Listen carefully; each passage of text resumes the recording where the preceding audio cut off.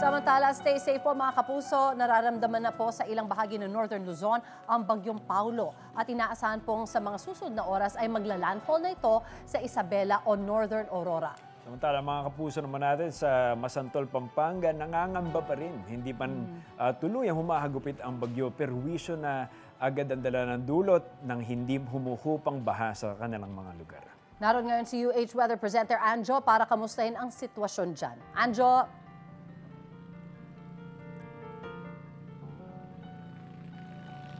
Magandang umaga mga kapuso. Andito pa rin po ako sa Barangay Santa Lucia dito po sa Pagyaba, Masantol, Pampanga. At kung makita nyo po sa aking likuran, kanina ko po sinasabi, ang sitwasyon ng mga tao dito ay sobrang hirap dahil nga po sa pag-apaw ng Pampanga River, pagkasira ng pader at ng kalsada. At syempre, pati na rin po itong makeshift na ginawa nilang tulay para pong makatawid at makapasok sa eskwela at trabaho. Kaya ngayong umaga ay makaparehan po natin ang punong barangay ng Barangay Santa Lucia, Pagyaba. Si Ma'am Nancy Poblete. Ma'am Nancy, good morning po. Kamusta po kayo? Mabuti po. Ma'am Nancy, ito pong Pampanga River, kailan pa po umapaw to at kailan pa po nasira itong pader na to? Yung pagkasira po, mag-iisang buwan na nung natumba. Pero June pa lang po, lumalaki na yung tubig, high tide tsaka low tide. Pero sa sobrang bigat po siguro ng pagdating ng tubig nung nagkabagyo, hindi kinaya. Kaya ayan po ang nangyari, hirap na hirap kami. Buti gumawa ng parahan yung sa municipal office namin, ang mayor at saka po yung MDRMO.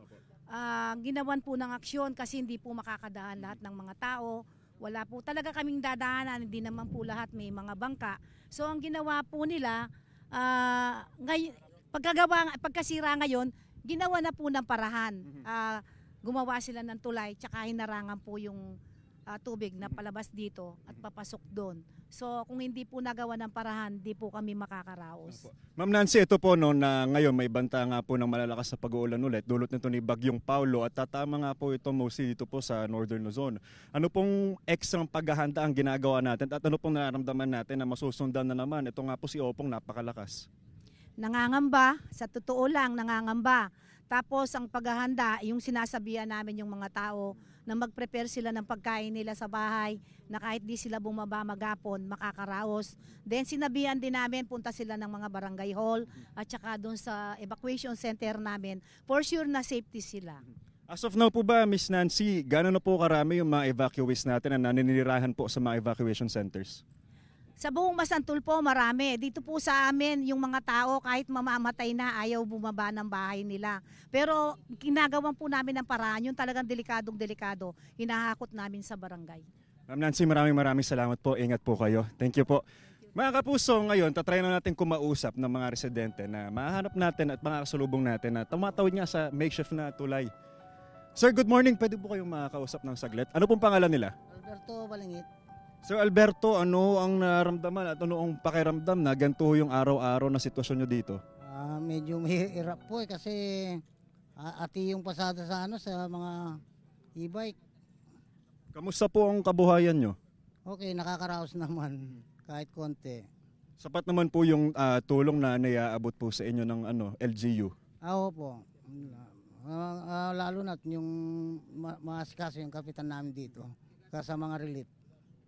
Sir Alberto, ano pong pakiramdam na alam po natin na papasok nga po ito si Bagyong Paulo ngayong araw at ganito na yung sitwasyon nyo. Anong pakiramdam na alam natin na aangat pa to?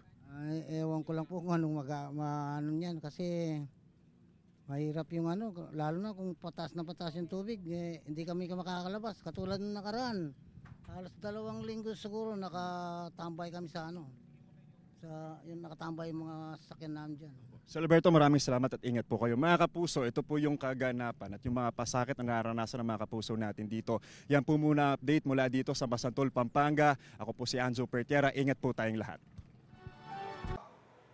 Ikaw, hindi ka pa nakasubscribe sa GMA Public Affairs YouTube channel? Bakit? Mag-subscribe ka na, dali na, para laging una ka sa mga latest kwento at balita. I-follow mo na rin ang official social media pages ng Unang Hirit. Salamat, Kapuso.